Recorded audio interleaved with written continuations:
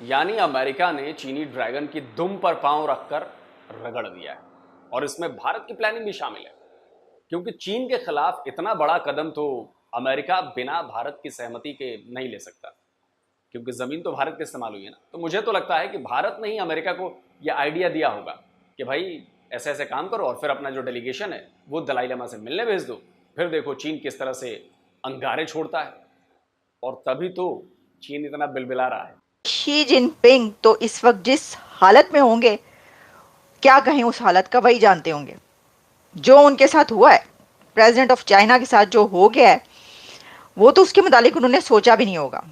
मतलब कि Nancy Pelosi जो कि स्पीकर रह चुकी हैं अमेरिका की, और बड़ी एक सीजन पॉलिटिशियन लॉ मेकर, तो उन्होंने तो यानी जिस तरह अगर ये कहें कि धज्जियां बिखेर दी तो गलत नहीं होगा। मतलब कैसे उन्होंने statement the, sitting president of China को उन्होंने कहा यू विल बी गॉन, मतलब तुम कहाँ हो, यू आर गॉन केस। यही कहा है ना उन्होंने कि you are gone case Xi Jinping. China का कभी भी ये मकसद नहीं था कि सी पैक पूरा हो। वो चाहते हैं ये लटका रहे ताकि वो पाकिस्तान को हमेशा दबा कर रखे अपने अंगूठे के नीचे। जय हिंद दोस्तों। पीएम मोदी के तीसरी बार सत्ता में आते ही लोकसभा इलेक्शन ख़त्म होते ही पाकिस्तान ने अपनी नापाक हरकतों को अंजाम देना शुरू कर दिया, और जम्मू कश्मीर में कई जगह हमलों को उसके गुर्गों ने अंजाम दिया। दरअसल इसके पीछे सोच थी कि अगर इलेक्शन से पहले ऐसा करते हैं तो कहीं ना कहीं पीएम मोदी को इसमें इलेक्शन के अंदर मदद मिलेगी, इसीलिए ये सब चीज़ें अभी शुरू हुई है। लेकिन कहते हैं ना कि चोर नहीं, चोर की माँ को पकड़ना चाहिए। ऐसा ही कुछ होता है जब पाकिस्तान कोई हरकत भारत के साथ करता है तो उसमें पाकिस्तान का हाथ कम और उसके माँ चीन का हाथ ज़्यादा होता है, इसमें कोई शक नहीं है। लेकिन अभी शायद पीएम मोदी की सरकार ने यह तय कर लिया है कि कंगाल पाकिस्तान के आका चीन को सीधे चेतावनी दी जाए, और अपने तीसरी बार सत्ता में आते ही शायद पीएम मोदी की सरकार इस तरफ कदम बढ़ा चुकी है। अभी पिछले दिनों पीएम मोदी ने तिब्बत के 30 स्थानों का नाम बदलकर अपने हिसाब से करने का फैसला किया था। तभी से ये आहट मिल गई थी कि मोदी सरकार चीन के खिलाफ कुछ बड़ा करने जा रही है। ऐसा तब दोबारा दूसरी कड़ी में देखने को मिला जब अमेरिका की पूर्व स्पीकर नैन्सी पेलोसी के नेतृत्व में एक डेलीगेशन भारत आकर हिमाचल में धर्मशाला में दलाई लामा से मिला, और वहाँ पर नैन्सी पेलोसी ने जो घोषणा की उसको सुनकर सारी दुनिया में हलचल मच गई। उन्होंने सीधी चेतावनी चीन को देते हुए कहा कि शी जिनपिंग आप ज़्यादा दिन रहने वाले नहीं हैं, लेकिन दलाई लामा और तिब्बत हमेशा रहेगा। इससे पहले पाकिस्तान के आका ने ये चेतावनी जारी की थी कि दलाई लामा से अमेरिकी डेलीगेशन ना मिले, लेकिन अमेरिकी डेलीगेशन जाकर मिला भी और भारत का दौरा भी किया। साथ ही साथ चीन ने यह भी कहा था कि भारत सरकार इस डेलीगेशन से ना मिले, लेकिन पीएम मोदी ने भी इस डेलीगेशन से मुलाकात करके चीन को साफ साफ संदेश दे दिया कि अगर आगे बढ़ोगे और भारत के साथ कोई हरकत होगी तो तिब्बत तुम्हारी दुखती नस है जिस पर पैर रखा जाएगा। और ये काम हो चुका है। अभी तिब्बत के नाम पर चीन की तुम पर पैर रख दिया गया है, और पीएम मोदी की सरकार ने भी शायद ये तय कर लिया है कि पाकिस्तान जैसे चोर की बजाय उसकी अम्मा चीन को ही पकड़ा जाए, और ये कार्रवाइयाँ शुरू हो गई है। ये संदेश सारी दुनिया में गया और शी जिनपिंग के माथे पर पसीना देखा गया। आगे इसी पर सुने। आपसे गुजारिश है कि वीडियो को लाइक व शेयर करना ना भूलें।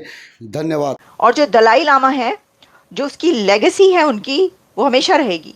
दलाई लामा हिज होलीनेस अपनी लेगेसी की बिना पर हमेशा रहेंगे, अपनी अच्छाई की वजह से, अपनी नेकी की वजह से जो वो हैं। जबकि Xi Jinping you will be gone, ये अमेरिका की तरफ से एक बहुत बड़ी धमकी है चाइना के लिए और चाइनीज़ प्रेसिडेंट के लिए। और दिलचस्प बात उसके बाद एक और ये हुई कि एक तरफ तो चाइना ने पहले से ही अमेरिका को भी कहा और लॉ मेकर्स को भी कहा, इंडिया को भी कहा कि भाई ये वाली जो मुलाकात है दलाई लामा के साथ ये नहीं होनी चाहिए, हम ये बर्दाश्त नहीं करेंगे। तो मुलाकात भी हो गई और शी जिनपिंग को धमकियां तक पहुंच गई। और उसी के साथ प्राइम मिनिस्टर नरेंद्र मोदी ने मुलाकात की है अमेरिकन डेलीगेशन से और नैन्सी पेलोसी साहिबा से। एग्जैक्टली उन्होंने कहा कि अच्छा मना किया है, ओके कोई बात नहीं, मुलाकात कर लेते हैं। इससे पता चलता है कि अमेरिका ने चाइना को क्या मैसेज दिया है। वरना वो इंतजार कर लेते कि भाई दलाई लामा तो आ ही रहे हैं अमेरिका, तो कोई बात नहीं, हम उनसे यहाँ पे मिल लेंगे। लेकिन उन्होंने वेट नहीं किया, बल्कि वो डेलीगेशन जो है वो इंडिया पहुंचा, धर्मशाला में जाकर उन्होंने दलाई लामा से मुलाकात की। क्योंकि असल में ये एक बहुत बड़ा मैसेज है शी जिनपिंग के लिए, चाइना के लिए, कि अब जो है वो ऐसा नहीं चलेगा और आप कहीं इन्वेट नहीं कर सकते। और तुम ये कर रहे हो हमारे खिलाफ, ताइवान को धमकी देते हो, तुम इधर ये कर रहे हो, तुम रशिया से मिल रहे हो, तुम ये कर रहे हो, तो अब देखो हम तुम्हारे साथ क्या करते हैं। ये अमेरिका की तरफ से जो है वो मैसेज है शी जिनपिंग को। तिब्बत पर कब्जा करने वाला चीन, तिब्बत की सांस्कृतिक पहचान मिटाने वाला चीन, तिब्बत का नाम बदलकर उसका अस्तित्व मिटाने की कोशिश करने वाला चीन आज तिब्बत को लेकर इतना बेचैन क्यों हो रहा है? क्यों शी जिनपिंग को इतनी तेज मिर्ची लगी है कि वो अमेरिका तक को अंजाम भुगतने की चेतावनी दे रहे हैं? असल में चीन पर अमेरिका ने कर दी है एक तरह से कहें सर्जिकल स्ट्राइक। चीन की वन चाइना पॉलिसी को अमेरिका ने ठेंगा दिखा दिया है। तो हुआ यह है कि अमेरिकी सांसदों का एक डेलीगेशन भारत के हिमाचल में मौजूद धर्मशाला आया है। उसने न केवल तिब्बती धर्मगुरु दलाई लामा से मुलाकात की है, बल्कि तिब्बत की निर्वासित सरकार के प्रतिनिधियों के साथ लंबी बातचीत की है और तिब्बत की जो अपनी एक संसद का है वहां भी वो गए। अगर आज की डेट पे देखें तो सीपैक के ऊपर ऑलरेडी 40-50 बिलियन डॉलर लग चुके हैं। जो 50 बिलियन डॉलर में पूरा होना था उसमें 25% काम भी पूरा नहीं हुआ है, 50 बिलियन लग चुका है। यानी कि इस प्रोजेक्ट को पूरा करने के लिए 150 बिलियन डॉलर की जरूरत पड़ेगी। जो पाकिस्तान आज 50 बिलियन वापस करने की हैसियत नहीं रखता, वो 150 बिलियन वापस कैसे करेगा? चाइना का मकसद भी यही होता है कि जिस कंट्री में सीपैक शुरू करता है, दे डोंट वांट कि ये प्रोजेक्ट्स कभी भी पूरे हों, ताकि वो कंट्री हमेशा इनके डेट के नीचे दबा रहे। पाकिस्तान उस पतली गली में फंस चुका है। अब जो चाइना चाहेगा पाकिस्तान से करवाना, वही किया जाएगा। अगर आपको याद हो, लास्ट ईयर मैंने आपके साथ शोज किए थे कि इलेक्शंस का टाइम है, उससे पहले भारत के अंदर कोई बड़ी हरकतें होनी शुरू होंगी पाकिस्तान की तरफ से, बिकॉज चाइना उन्हें फोर्स करेगा भारत को तंग करने के लिए। लेकिन फिर इंटरनेशनल फोर्सेस बीच में घुस गई। उन्होंने बोला कि अगर आपने कोई भी हरकत पाकिस्तान की तरफ से करवाने की कोशिश करी, मोदी जी को इलेक्शन में फायदा हो जाएगा। ये काम इलेक्शंस के बाद करेंगे अगर मोदी जी जीत गए तो।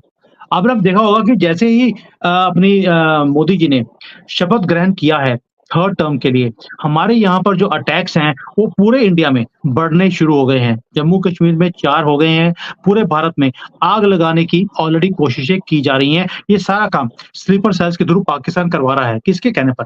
पाकिस्तान अपने कंट्री को तो बचा नहीं सकता, हमारे कंट्री में क्या करवाएगा? ये पीछे से चाइना करवा रहा है। यानी कि चाइना ने पूरे जो कब्जा है पाकिस्तान की सॉवरेनिटी के ऊपर वो कर लिया है।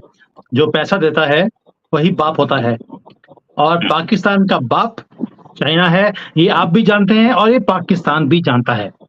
लेकिन पाकिस्तान की एक हरकत है कि जहां से कुछ मिलता है उसको आंखें भी दिखाते हैं और उनके लोगों को मारते भी हैं। अमेरिकन से पैसे लेते रहे, अमेरिकन को मारते रहे तालिबान के थ्रू, और इधर अब चाइनीज से पैसे लिए हैं, चाइनीज को मारना शुरू कर दिया है। इसलिए अब दोबारा से चाइना ने भी आंखें दिखानी शुरू कर दी कि बाप बाप होता है। हमने T20 वर्ल्ड कप में दिखा भी दिया इनको, और हर एक वर्ल्ड कप में दिखाते हैं कि बाप बाप ही होता है। पाकिस्तान को तो हम भी दिखाते हैं। रोहित भाई सोच कर देखिए कि पाकिस्तान के अंदर चाइनीज जो नेशनल्स हैं, ये है कौन? ये आम वर्कर हैं, और आम वर्कर जिसको हम मजदूर बोलते हैं, उसको बुलेट प्रूफ गाड़ियां, बॉम्ब प्रूफ गाड़ियां दी जाती हैं। देने की डिमांड है चाइना की, और इन्हें देनी भी पड़ रही हैं। आपने अमेरिकन डेलीगेशन पर मीडिया को सुना जिससे साफ पता चलता है कि चीन की बेचैनी किस तरह बढ़ी हुई है। दरअसल चीन को सपने में भी उम्मीद नहीं थी कि पीएम मोदी अपनी तीसरे बार सत्ता में आने के बाद इस तरह चीन के खिलाफ एकदम कार्रवाई शुरू कर देंगे। दरअसल चीन को कहीं न कहीं लगता था कि पहले जैसी उसकी नीतियां आराम से चलती रहेगी, लेकिन उसको पता होना चाहिए कि भारत में पीएम मोदी की सरकार है और उसका कान मरोड़े बिना अभी छोड़ा नहीं जाएगा। दरअसल शायद भारत ने तय कर लिया है कि अब आगे पाकिस्तान जैसों को सहना उसके बस की बात नहीं है। आज अंतर्राष्ट्रीय स्तर पर भारत की जो साख है वो किसी से छुपी हुई नहीं है। आज भारत किसी के भरोसे नहीं है, बल्कि दुनिया शायद भारत के भरोसे खड़ी है। और शायद मोदी सरकार ने चीन को ये साफ साफ संदेश दिया है अमेरिकी डेलीगेशन का भारत आना और 2 दिन बाद दलाई लामा का अमेरिका जाना, उससे पहले मोदी सरकार के कई कदम चीन को चेतावनी के रूप में दिए जा चुके हैं।